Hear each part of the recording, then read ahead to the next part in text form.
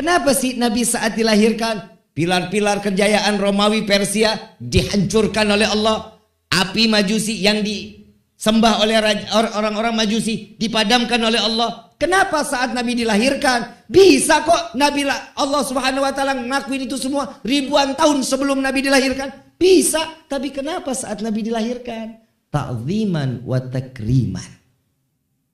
Karena Allah memuliakan, karena Allah mengagungkan Nabi Muhammad SAW.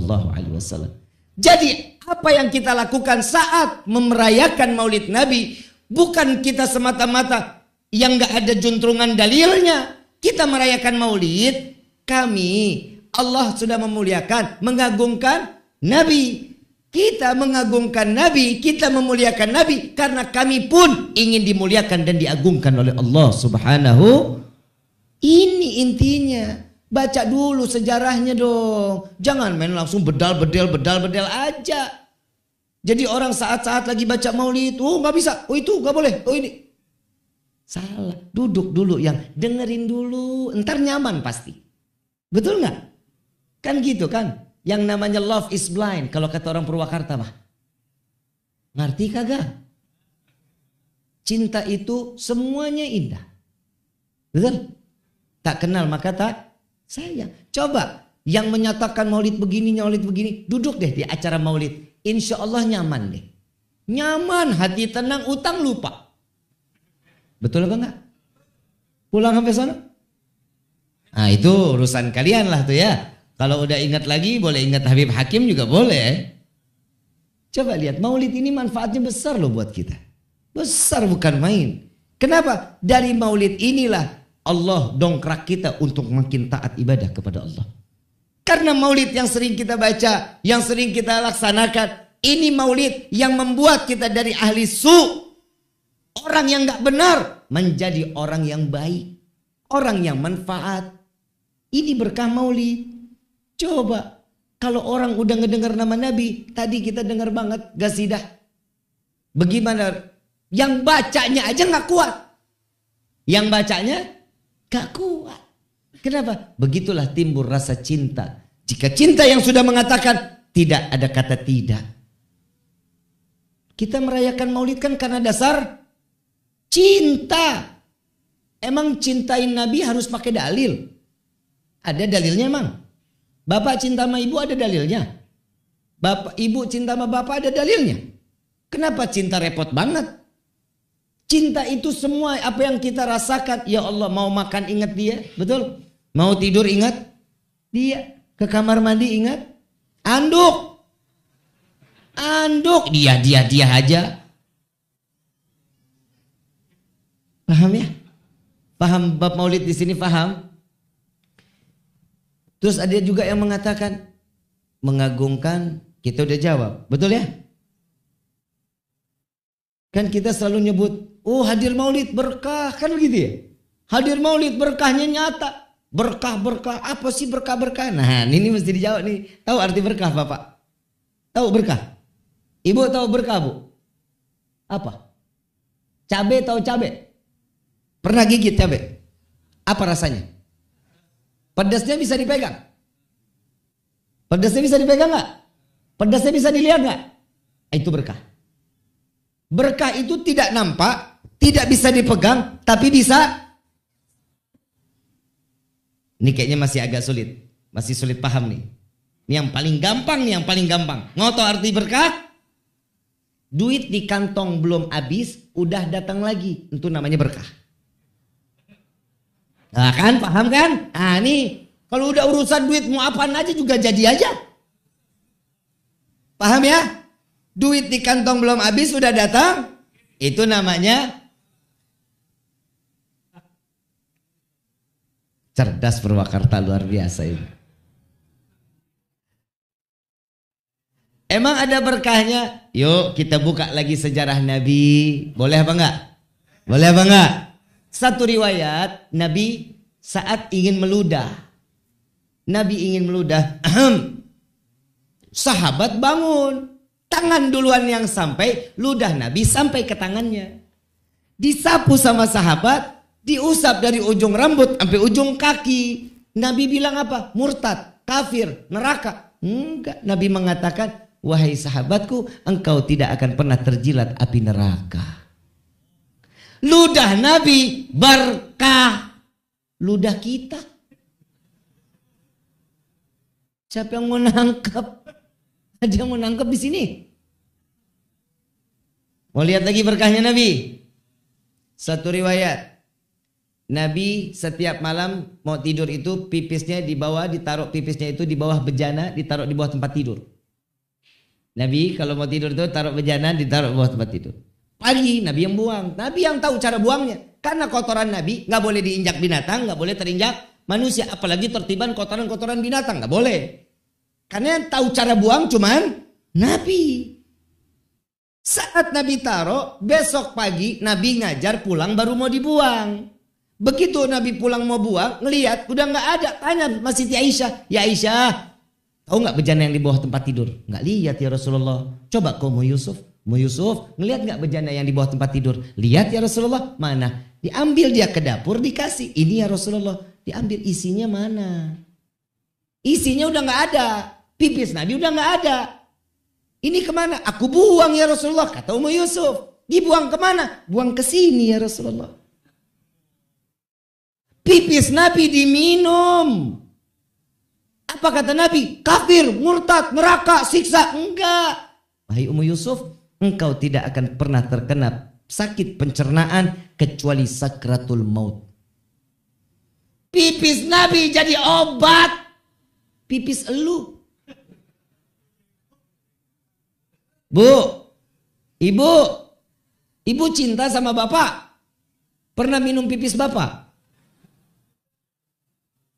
Pipis Nabi jadi ini sejarah loh, ini sahih. Siapa lagi? Sayyidina Malik bin Sinan. Saat kejadian perang Uhud, Sayyidina Malik bin Sinan, yang lain saat itu Islam dipukul mundur. Nabi wajahnya penuh dengan darah. Yang lain tertunduk.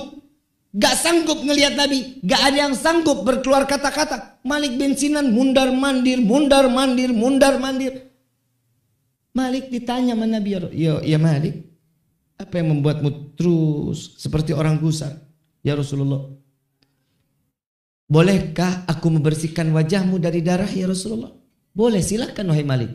Tapi ya Rasulullah, tangan aku kotor, jubah aku kotor, semuanya kotor. Yang bersih cuma lidah ya Rasulullah. Boleh nggak aku bersihin pakai lidah?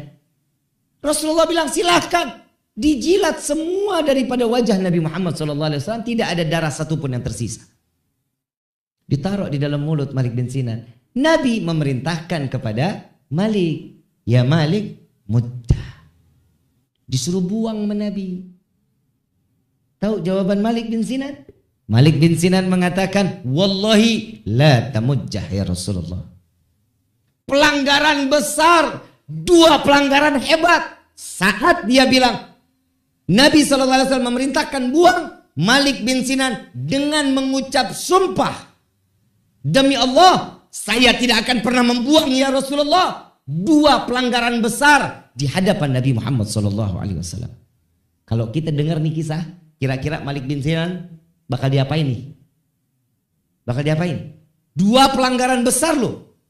Perintah Nabi adalah perintah Allah. Perintah Allah dilanggar dengan menyebut nama. Dua pelanggaran besar. Sahabat mencekam. Semuanya diam. Ya Allah, Malik ahli neraka sudah. Neraka dah Maliknya, ya Allah. Baru perang Uhud. Tahu jawaban Nabi apa? Mengangkat kepalanya. Adakah kalian ingin melihat sesosok manusia penghuni syurganya Allah? Maka pandanglah Malik bin Sinan. Sahabat tanya, Malik, kenapa sih bikin kita deg-degan?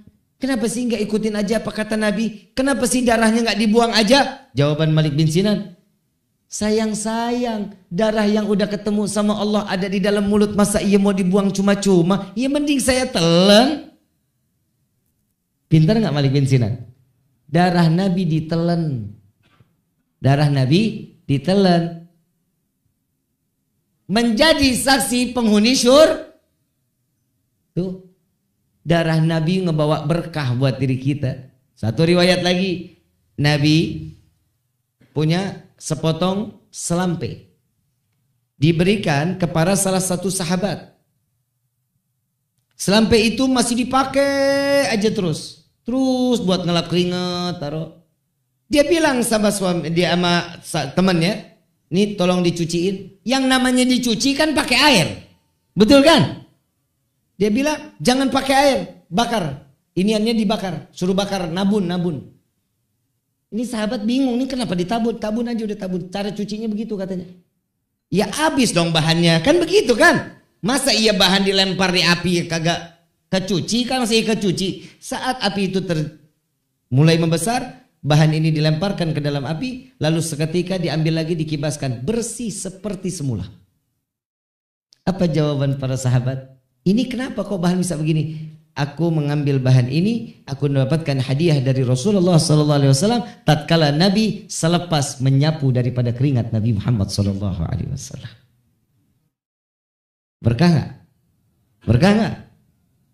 Satu riwayat lagi, saat Nabi tertidur tengah hari, baju Nabi terangkat gamisnya, perutnya Nabi keluar keringat. Saudaranya Nabi sepupu ambillah tuh botol, ditadangin keringatnya, setetes terus sampai Nabi bangun. Begitu Nabi bangun ditanya, ini apa? Keringatmu ya Rasulullah. Buat apa? Aku ingin jadikan wewangian ya Rasulullah. Keringat Nabi jadi minyak wangi. Nah keringat elu. Lah bedanya banget kita sama Nabi, kan begitu. Betul apa enggak? Coba. Kita udah dapat Nabiur Rahmah. Nabi yang penuh keberkahan. Acara maulid semuanya kita dapetin ada di dalam acaranya. Di dalam kitab Ta'lim Muta'alim. Setiap hamba yang duduk bersolawat kepada Allah, kepada Nabi, apa jawabannya? Itu adalah berupa doa. Salawatnya setiap hamba kepada Nabi berupa doa. Salawatnya malaikat kepada Nabi itu berupa ampunan, istighfar, magfirah. Salawatnya Allah kepada Nabi itu berupa rahmah. Jadi insya Allah mau nggak mau, suka nggak suka, orang keluar dari majlis maulid doanya pasti dikabulin oleh Allah. Mau nggak mau, suka nggak suka, dosanya pasti diampuni sama Allah. Mau nggak mau, suka nggak suka, pasti mendapatkan curahan rahmat dari Allah. Alhamdulillah. Selesai ya? Udah paham belum? Udah paham belum? Sejam loh saya ngomong nggak paham-paham. Ma'asyar hadirin rahimakumullah. Mudah-mudahan apa yang disampaikan di siang hari ini menjadi satu ilmu yang bermanfaat. Bahwa setiap manusia itu jangan pandai berucap jika tidak mengetahui sesuatu apa yang ada di dalamnya. Paham ya? Karena di dalam perayaan maulid kan ada baca Al-Ghur. Ibadah bukan? Ibadah. Di dalamnya ada silatur. Ibadah bukan? Membuat senang pengundang, ibadah bukan? Kenapa harus disalahin? Kalau orang gak mau hadir tahlil, jangan dibilang tahlilnya yang salah. Ya, kalau kita mau ikutin sunnah Nabi, datang aja orang itu silaturahmi. Datang silaturahmi, dapat besek, gak mau terima gak apa-apa. Kasih tetangga yang lewat, nih buat kamu, pahala gak tuh orang? Ya udah gitu aja caranya, jangan bilang tahlilnya yang salah, jangan. Gak boleh ya. Jadi kita harus ikut serta apa yang ada diajarkan oleh guru-guru kita. Makanya inilah fungsi ilmu. Jangan suka ngakal-ngakalin ilmu. Gak boleh. Ilmu itu harus kalah dengan iman. Paham ya? Iman itu harus lebih didahulukan. Jadi apapun yang kita jalan di dunia ini wajib harus didasari dengan jalankan kehidupan kita juga dengan Al-Fatihah bil qabul wa tamam kulli sulu ila hadratir Rasul bisiril Fatihah.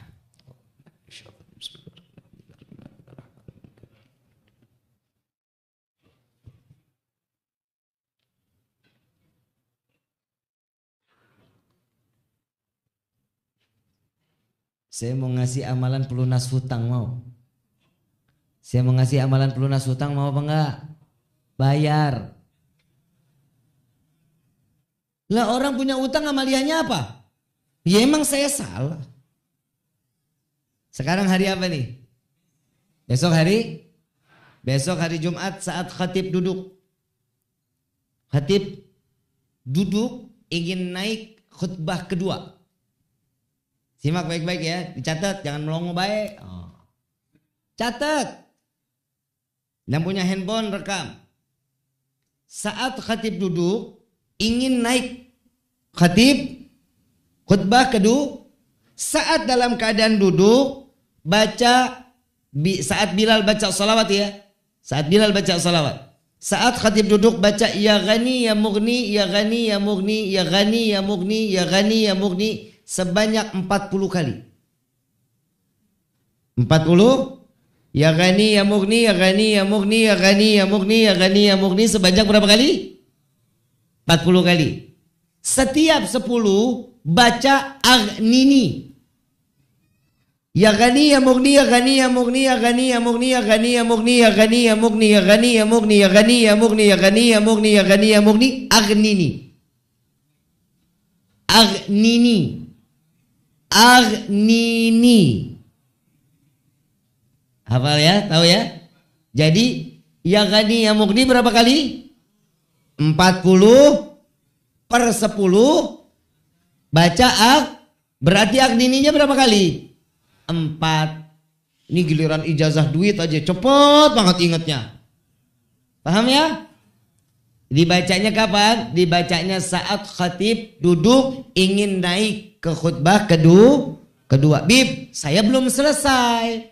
Terusin sampai selesai. Bib yang perempuan gimana?